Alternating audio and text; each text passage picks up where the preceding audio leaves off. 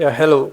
So this is the OBS software, and I'm going to be taking us through how we can set up our video device and our audio device as well. So we can just record everything, or if we want to stream, we can stream live and just have everything integrated live.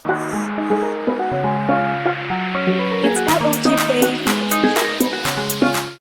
So first of all, what we want to do is to switch the mode of this to the studio mode.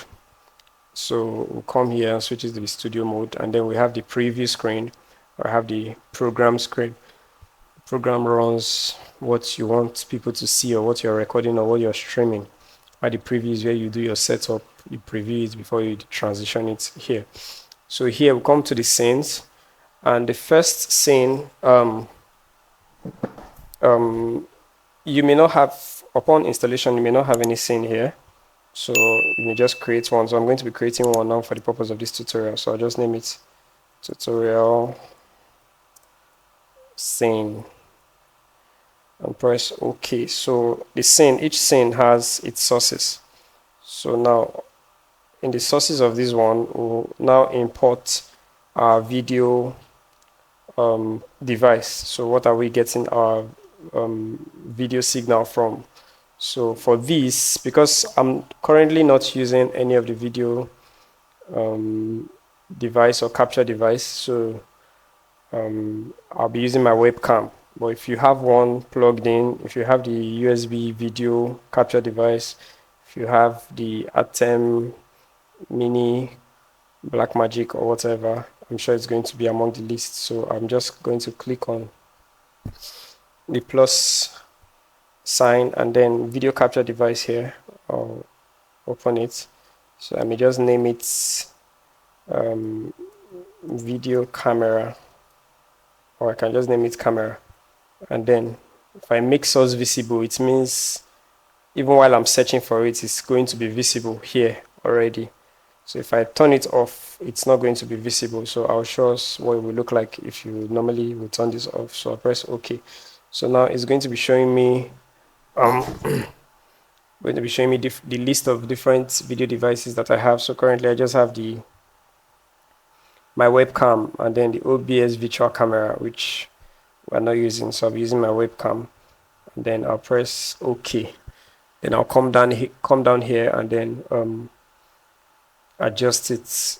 You could be using a wider screen. I'm sure your video output may be something that will fill this place. So either way, you just adjust it and fill it here. Then if you were to turn the make visible, if you were to turn it off before applying or bringing it up, here would have been turned off. So it would have come like this. So you have to turn it on to see what you're doing. And then I can transition this to the program screen, and then still on my tutorial scene. The next thing I want to do, now I have my video source, I need my audio source as well.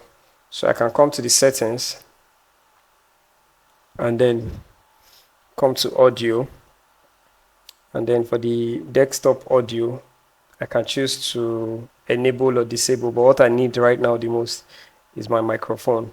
So the microphone stroke auxiliary audio. So I can click on it and then come to, I'm currently using a Razer device that's the headset and the microphone.